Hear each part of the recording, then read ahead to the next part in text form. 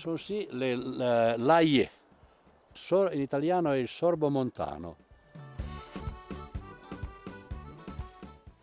Ma era ancora un po' troppo l'est. Ma quando arriva la fine d'ottobre, prima di novembre, o la pregnone o la mangiavo.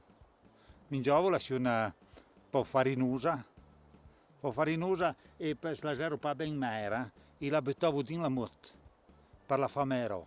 Ciao la motta la facevo mera un po' bene. L'AIE es coneix ben perquè sa figlia da che de zober la un bè vert ha buttata la venatura, ma sulla vira de zus la un argento e la sconosciuto da legno, soprattutto due tegni dranciaire, la figlia ven marron de zobra e colore argento de zus. E allora le facile la distinguere da qualsiasi altra pianta.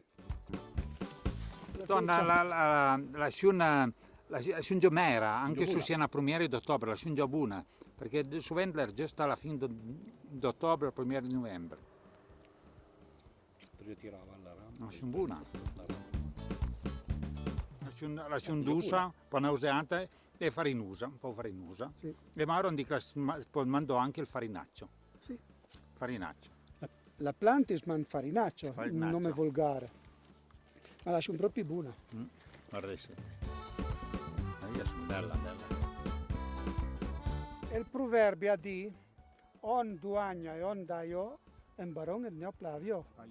Cioè, l'anno in cui ci sono molti frutti del sorbo montano e molte noccioline sarà un anno con molta neve. Usaviamo pa adoro, loro mangiavo i soni. Gli arpaggi da frutta e mangiavo giusto che trovavo nella E campagna. la zero buona. Sono andato tutto il giorno in giro per la campagna e allora niente si fermava a mangiare i soni che su la strubova la mangiava.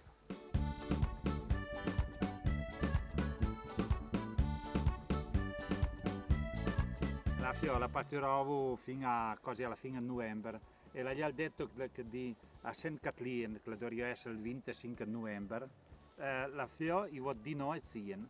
Poca parola, gli è pa meglio a mangiare pro per vivere, allora diventa il dono la porta della mattina e la porta della notte. Per la guerra mattina. Vengono la guerra mattina.